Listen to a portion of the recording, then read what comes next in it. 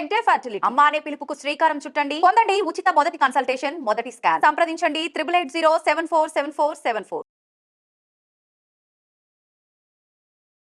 ఇట్లా మీ love story inter religion marriage. Inter religion marriage ఎలా ఒప్పించావో, ఏం జరిగింది అసలు స్టోరీ? ఒప్పించలా, స్టార్టింగ్ లో బాగా గొడవలు అయ్యాయి మా ఇంట్లో కూడా. ఎవరు అసలు? నాకు ఈ డౌట్ ఎప్పటి నుంచో ఉంది. నార్మల్ గా మనం మాట్లాడుకుంటున్నప్పుడు అంటే రెగ్యులర్ గా ఎవరి గురించి మాట్లాడుకున్న, ఇండస్ట్రీలో ఎవరిని చూసినా కూడా ఆమెకేంట్రా కోటీశ్వరం చేసుకుంది, అరే వాళ్ళ ఆయన ఫుల్ సెటిల్డ్ అందుకే చేసుకుందేమో, ఇట్లా రెగ్యులర్ మన కమెంట్స్ కూడా అవే వస్తూ ఉంటాయి. అరే వాడు రిచ్ రా అందుకే చేసుకుందేమో, ఇట్లా కమెంట్స్ వస్తూ ఉంటాయి కదా. నీ లైఫ్ లో ఇలా జరిగిందా, లేకపోతే ఇద్దరు స్ట్రగుల్ అవుతూ ఎదిగారా? అఫ్ కోర్స్ ఇద్దరం స్ట్రగుల్ అవుతూనే ఎదిగాము. మేమిద్దరం when we started loving each other, నేను స్టూడెంట్ని, విజయ్ వాళ్ళ డాడ్ వాళ్ళ బిజినెస్ దాంట్లో he was doing a job విజయవాడలోనే. అంటే లిటరలీ వాళ్ళ బిజినెస్, డాడ్ బిజినెస్లో హెల్ప్ చేస్తున్నట్టు. సో ఇద్దరం వీవర్ నోవేర్, కానీ ఇద్దరం from nowhere we went to Hyderabad. హైదరాబాద్లో జాబ్ సంపాదించుకున్నాడు తను, హైదరాబాద్లో వచ్చిన తర్వాతే నేను జాబ్ సంపాదించుకున్నాను. సో అక్కడి నుంచి ఇప్పుడు వరకు ఏం చేస్తున్నా, తను జాబ్ చేస్తూ జాబ్ వదిలేసి బిజినెస్ స్టార్ట్ చేశాడు. నేను జాబ్ చేస్తూ వదిలేసి ఫ్రీలాన్సింగ్ వర్క్ చేస్తున్నాను. సో అట్లా నేను అనుకుంటాను, ఓకే విజయ్ లేకపోయి ఉంటే అసలు నాకు ఈ కెరీర్ ఉండేది కాదేమో అని. విజయ్ కూడా అనుకుంటాడు, ఓకే నేను లేకపోయి ఉంటే తన కెరియరే అసలు ఇలా ఉండేది కాదేమో, వాళ్ళ నాన్న దగ్గరే ఇంకా పనిచేసుకుంటూ ఉండేవాడేమో, లేదా ఇంకేం చేస్తూ ఉండేవాడో, అసలు నాకు హోప్లెస్ ఆర్ క్లూలెస్ కెరియర్ ఉండేదేమో అని. So we give credit to each other and we love each other so much. ఎలా పరిచయం విజయ్? మా ఇంటి పక్కనే వాళ్ళ డాడ్ బిజినెస్ ఉండేదన్నమాట, సైనేజ్ బిజినెస్, మొత్తానికి ప్రింటింగ్ ఉండేది. సో అక్కడ ఒక రోజు వెళ్ళాను నేను కూడా ఒక ఫ్లెక్స్ ప్రింట్ చేయించుకుందాం, అప్పట్లో కొత్తగా వస్తున్నాయి అనమాట ఫ్లెక్సీస్ అవి. సో బర్త్డేస్కి ఫ్లెక్సీస్ పెట్టడం అప్పుడే స్టార్ట్ చేస్తారు. అప్పటి వరకు అసలు ఫోటో పెట్టి హ్యాపీ బర్త్డే అని పెట్టి 2005 ఐ వాజ్ స్టూడెంట్ అప్పట్లో. సో అది చూసి సరే మా అక్క వాళ్ళ పాపకి ఇది గిఫ్ట్ ఇద్దామని ఫస్ట్ టైం వాళ్ళ ఆఫీస్కి వెళ్ళడం. అక్కడ వెళ్ళిన తర్వాత పరిచయం అయింది, చూసుకున్నాము, తర్వాత నంబర్స్ ఎక్స్చేంజ్ చేసుకున్నాం, మాట్లాడుకున్నాం, ఈమెయిల్స్ చేసుకున్నాం. ప్రపోజ్ చేశాడు. ఈమెయిల్స్ కంటే ముందే ఉండేవి కదా ఫోన్స్, ఈమెయిల్సే. ఈమెయిల్సే ఇంటర్నెట్ అంటే ఈమెయిల్సే, స్నాప్చాట్, వాట్సాప్ అట్లాంటివి ఏం లేవు కదా. అదే చేసుకునేవాళ్ళం. ఇంటర్నెట్ షాప్కి వెళ్ళి అవును చేసుకునేవాళ్ళం. ప్రపోజ్ చేశాడు, నో అన్నాను. నీకోసం ఏమైనా చేస్తా అంటే ఎస్ అన్నాను.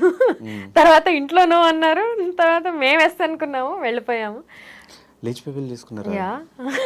ఫైట్లు, జంపింగ్లు, మామూలు కాదు.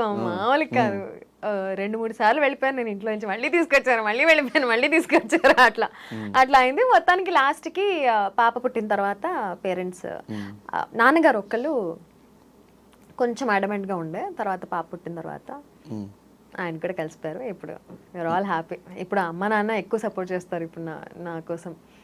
ఎప్పుడన్నా నేను ట్రిప్స్, అబ్రాడ్ ట్రిప్స్కి వెళ్ళారన్నా ఆర్ ఏమైనా ఈవెంట్స్ ఉన్నా వాళ్ళు వచ్చి ఉంటారు పాపని చూసుకోవడానికి. విజయ్ కూడా ఆఫ్ కోర్స్ చూసుకుంటాడు. విజయ్ చెప్తుంటే నేను చూసుకుంటాను కదా అంటే, లేదు నిన్ను కూడా చూసుకోవాలి అని చెప్పి మా అమ్మ నాన్న పిలుస్తాను. వాళ్ళు చాలా సపోర్టివ్ అమ్మ నాన్న. ఇప్పుడు వచ్చిన క్వశ్చన్ ఫ్లోలో వచ్చింది, అన్ని సంవత్సరాలు చూసుకున్న పేరెంట్స్ గ్రేటా, అప్పుడే పరిచయమే లవ్ ఉన్న ఆయన గ్రేటా? ఎందుకు ఆ డెసిషన్ తీసుకోవాల్సి వచ్చింది? వెళ్ళిపోవాలి అంటే ఇంకో 1 year ఆగు 2 years ఆగు ఒప్పించే పెళ్లి చేసుకున్నాం అనే పాయింట్లో ఎందుకు లేరు? 18-20 years పెంచిన పేరెంట్స్ గొప్ప, లేకపోతే 60-70 years కలిసి ఉండే పార్ట్నర్ ఎక్కువ అంటే ఎలా చెప్తారు ఎవరన్నా? అదే ఆ టైంలో మైండ్ సెట్ ఎలా ఉంది? ఒక అంటే తెలిసి తెలియని ఏజ్ లో బయటకు వచ్చేసావా, లేదంటే ప్రాపర్ గా ఆలోచించుకునే బయటకు రావడం జరిగింది? ఆలోచించి ప్లానింగ్ తో అయితే తీసుకున్న స్టెప్ కాదు. నేను లైఫ్ లో కానీ ఆర్ బిగ్ బాస్ లో కానీ అన్ని ఫ్లోలో చేసినవే. సో ఇది ఏమైందంటే, ఒక మాటల యుద్ధం జరిగినప్పుడు ఓకే ఇంకా నా వల్ల కాదు అని అనుకున్నప్పుడే నేను ఈ డెసిషన్ తీసుకున్నా. ఓకే ఇంకా నేను I cannot take this anymore అనిపించినప్పుడే. సో ఇంట్లో జరిగిన గొడవల్లో, మాటల్లో కొన్ని అలా చెప్పలేదు. ఎవరు గ్రేటో చెప్పలేదు, ఎవరు గొప్ప ఇద్దర్లో? ఇప్పుడు ఒకవేళ నేను మామ్ కాకముందు ఈ క్వశ్చన్ అడుగుంటే అఫ్ కోర్స్ మా ఆయన గొప్ప అని చెప్పుండేదాన్ని. ఎందుకంటే నేను అమ్మ నాన్నను వదిలేసి నేను ప్రేమ కోసం వచ్చేస్తాను కాబట్టి. ఇప్పుడు now I'm a ma'am. So పిల్లలకి పేరెంట్స్కి ఉండే అటాచ్మెంట్ ఏంటి అండ్ ఆ లవ్ ఏంటి నాకు తెలుసు. ఇప్పుడు ఎవరు గొప్ప అంటే నేను ఖచ్చితంగా చెప్పలేను. నేను ఇద్దరు గ్రేట్. ఇద్దరు రెండు కళ్ళలో ఏది గొప్ప అంటే ఏం చెప్తారు? సో ఆ మదర్హుడ్ ఎలా అనిపించింది? Oh my God, that's beautiful and precious. అప్పటి వరకు ఉన్న నొప్పులన్నీ దాని ఫేస్ చూడగానే మాయం హుష్కాకి. అది ఎవరు ఎక్స్ప్లెయిన్ చేయలేరు అబ్బా. నువ్వు ఎనీ మదర్ ఎనీ ఫాదర్ని కూడా అడుగు, అసలు ఎక్స్ప్లెయిన్ చేయలేరు, వర్ణనాతీతం. సో ఆఫ్టర్ పాప పుట్టిన తర్వాత లైఫ్ ఎలా చేంజ్ అయింది? తను చూసుకుంటూ తను స్కూల్లో పంపించాలి, తనకి ఎడ్యుకేషన్ ఇవ్వాలి, ఇదంతా ఎలా ప్లాన్ చేసిన, ఎలా అనిపించింది ఆ టైంలో? ఇంకొంచెం అంబిషియస్గా మారాను, ఇంకొంచెం ఓకే ఇంకా ఎక్కువ సంపాదించాలి, దీని ఫ్యూచర్ బాగుండాలి అని చెప్పి. నాకు అర్షిన్ అంటే ఎంత ఇష్టం అంటే literally I don't want have a second baby. నాకు అంత పిచ్చి అదంటే. మా ఆయనకు కూడా అదంటే అంత ఇష్టం. సో అర్షిన్ ARSHEN అర్షిన్ శీలం శెట్టి. సో మొత్తం ఇద్దరు కలిపి పెట్టారు. గొడవ అయిందా ఇద్దరికి? అమ్మో, అడుగున ఎనీ కపుల్ ఖచ్చితంగా గొడవలు ఉంటాయి. మేమిద్దరం కూడా బాగా కొట్టుకున్నాం అండ్ బాగా ప్రేమించుకుంటాం, అది డిఫరెంట్ స్టోరీ. నువ్వు ఏ కపుల్ అన్నా అడుగు, గొడవ పడకుండా ఏ కపుల్ ఉండరు. అంటే ఆ గొడవలు వేరు. ఈ పేరు విషయంలో గానీ రిలీజియన్ విషయంలో గానీ ఏమైనా ఫైట్స్ అయినాయి ఇద్దరికి? అయితే అయ్యే గొడవలే వాటి వల్ల, లేకపోతే అసలు మాకు గొడవలే. ఎగ్జాంపుల్స్ ఏమన్నా? ఎగ్జాంపుల్ పేరు విషయంలో అయింది. పాపకి హిందూ నేమ్ పెట్టాలని విజయ్, నేనేమో లేదు ముస్లిం పేరే పెట్టాలి అని నేను.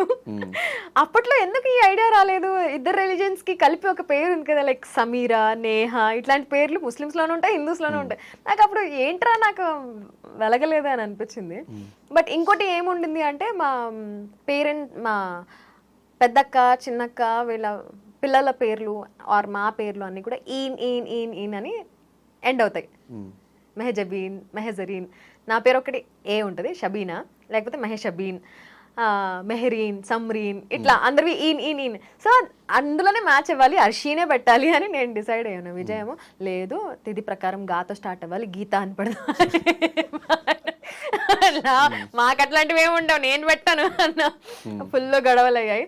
ఇంటి పేరు ఎలాగో మీదే ఉంటుంది కదా శీలం శెట్టి, పేరన్నా మాది పెట్టచ్చు కదా అని ఫుల్ గొడవలు అయ్యాయి.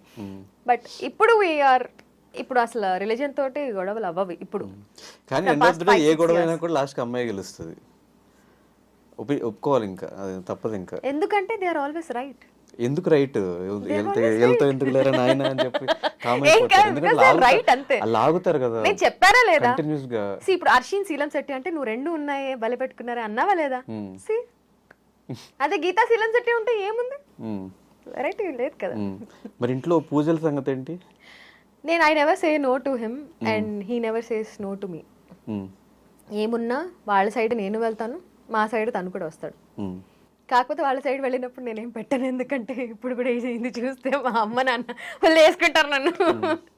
సో వాళ్ళ సైడ్, అందుకే నాకు ఇన్స్టాగ్రామ్లో ఆర్ పర్సనల్గా మెసేజెస్ పెడుతూ ఉంటారు, ఎప్పుడు మేమే పెట్టుకుంటారేంటి వాళ్ళే పెట్టుకోరేంటి అని. నేను పెట్టుకుంటాను మావి, వాళ్ళే పెట్టాలంటే విజయ్ పెట్టుకోవచ్చు కదా. నేను I never judge or I never say no to him. తను పెట్టుకోండి, నేనే చూడండి. ఈ రిలీజియన్స్ గొడవలు లేకపోతే హ్యాపీగా లైఫ్ అసలు.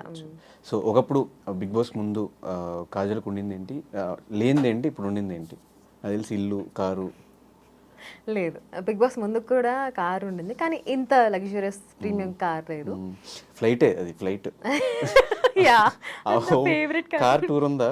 లేదు, ఉంది ఉంది బ్లాగ్. కార్ టూర్ ఒకసారి యూట్యూబ్ లో చూడండి, మొత్తం ఫ్లైటే. అది లాగితే పైకి వెళ్ళిపోద్ది, ఇంకా ఇంత పెద్ద ఎల్ఈడి స్క్రీన్ ఉంటుంది. So fame obviously. Big boss కి ముందు ఫేమ్ లేదు, బిగ్ బాస్ తర్వాత ఫేమ్ ఉంది. మళ్ళీ ఒకవేళ ఆపర్చునిటీ వస్తే వెళ్ళడానికి రెడీగా ఉన్నావు? 100% వెళ్తాను.